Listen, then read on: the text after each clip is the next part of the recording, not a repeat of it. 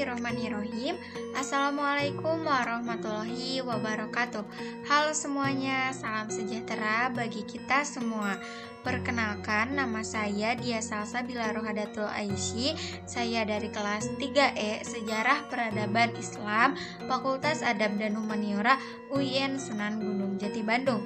Video ini saya buat untuk memenuhi tugas mata kuliah Sejarah Islam di Indonesia masa klasik yang diampu oleh Bapak Firman Muhammad Nur M.Hum.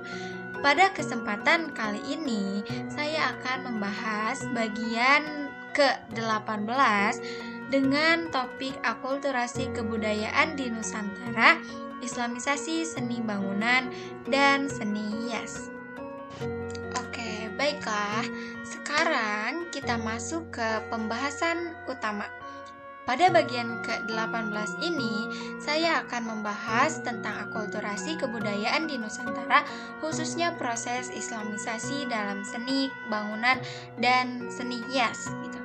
Nah, topik ini menarik sekali ya teman-teman. Kenapa?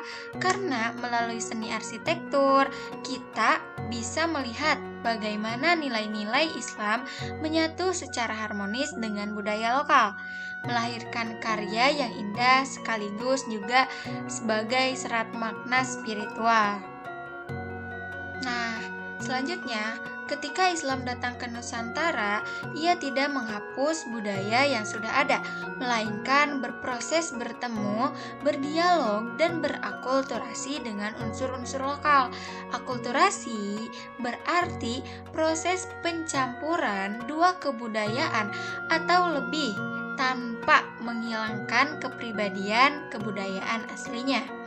Nah, menurut UK Chandra Sasmita, proses islamisasi di Indonesia adalah bentuk nyata dari akulturasi tersebut, terutama pada seni bangunan dan seni hias, yang menjadi simbol pencampuran antara keindahan arsitektur lokal dengan nilai-nilai Islam.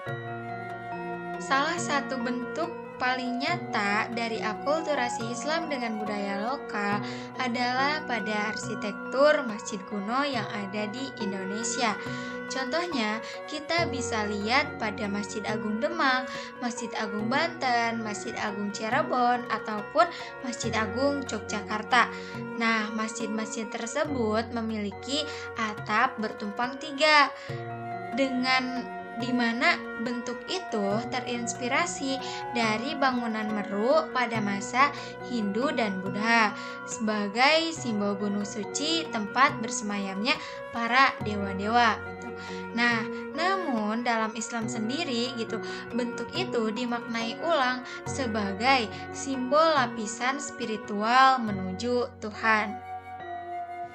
Nah, teman-teman, selain itu, denah persegi 4, serambi depan, dan kolam di sekitar masjid menunjukkan perpaduan fungsi ekologis dan spiritual. Nah, bentuk-bentuk itu disesuaikan dengan iklim tropis yang ada di Indonesia, sekaligus juga menjaga nilai-nilai kesakralan tempat ibadah. Nah, tidak hanya masjid, pintu gerbang bergaya seperti Candi Bentar dan Kori Agung itu juga menjadi ciri khas bangunan Islam di Nusantara. Nah, gerbang-gerbang ini bisa kita lihat di Kompleks Keraton Yogyakarta, Keraton Cirebon, ataupun makam para wali seperti Sunan Giri ataupun Sunan Sendang Duwur. Nah, bentuk Candi Bentar yang tanpa atap itu teman-teman, itu tuh berasal dari pengaruh Majapahit. Nah, sementara Kori Agung yang beratap, nah itu melambangkan gerbang menuju kesucian, teman-teman. Nah, di sini menariknya pada gerbang Sendang Duwur terdapat ukiran Garuda bersayap dan pohon hayat, yaitu simbol kehidupan abadi yang diadaptasi dari konsep Syajaratul Khuldi dalam Islam, teman-teman. Nah, semua itu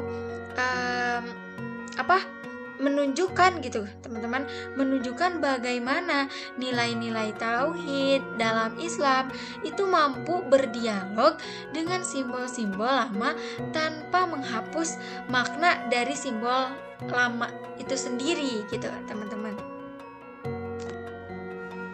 Selain pada arsitektur, teman-teman, akulturasi juga tampak jelas dalam seni hias Islam di Nusantara, terutama pada bentuk nisan dan bentuk ukiran. Contohnya, kita bisa lihat pada nisan Sultan Malik As-Soleh yang ada di Samudra Pasai ataupun nisan Fatimah binti Maimun yang ada di Leran. Nah, keduanya itu memadukan antara kaligrafi Arab dengan motif pluralistik lokal, di mana seperti adanya bunga teratai, sulur pandanus, dan pola belah ketupat gitu.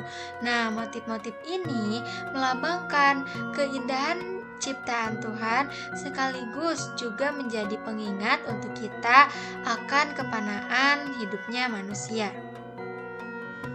Nah, teman-teman, kita coba geser ke Jepara, di mana di Jepara terdapat Masjid Mantingan Jepara dan makam Ratu Kalinyamat. Nah, di sana kita bisa menemukan relief yang sangat indah, kita bisa melihat relief yang sangat indah gitu. Karena apa? Karena relief itu memadukan antara ornamen tumbuhan dengan ornamen hewan yang disajikan dalam kaligrafi ayat suci Al-Quran. Nah, bentuk itu juga sebenarnya merupakan lanjutan turun-temurun seni hiasan dari kerajaan Majapahit. Nah, tetapi relief itu bedanya diisi dengan ruh keislaman, teman-teman. Nah, sementara itu, kalau di Cirebon, kita bisa melihat hiasan awan dan wadasan, di mana awan dan wadasan itu menunjukkan pengaruh seni Tionghoa yang berpadu dengan gaya lokal dan ajaran Islam. Nah, dari sanalah terbentuk karakter seni Islam Nusantara yang unik dan beragam. Nah, nilai-nilai dan bentuk arsitektur masa lalu itu tidak berhenti di sana, teman-teman. Kenapa? Karena kita masih dapat melihat pengaruhnya pada arsitektur masjid modern dan gedung-gedung kontemporer di Indonesia pada saat ini gitu. Nah, contohnya kita melihat atap tumpang masih digunakan pada masjid-masjid baru sebagai simbol kesinambungan budaya gitu. Nah, bahkan pola hiasan geometris dan kaligrafi itu juga terus menjadi ciri khas dalam dekorasi interior masjid pada saat ini gitu. Teman-teman bisa melihat sendiri gitu, entah itu masjid di daerah teman-teman ataupun di daerah yang teman-teman kunjungi. Nah, hal ini teman-teman menunjukkan bahwa akulturasi itu bukan sekedar warisan masa lalu, tetapi juga menjadi identitas budaya Islam Indonesia yang hidup dan berkembang hingga saat ini.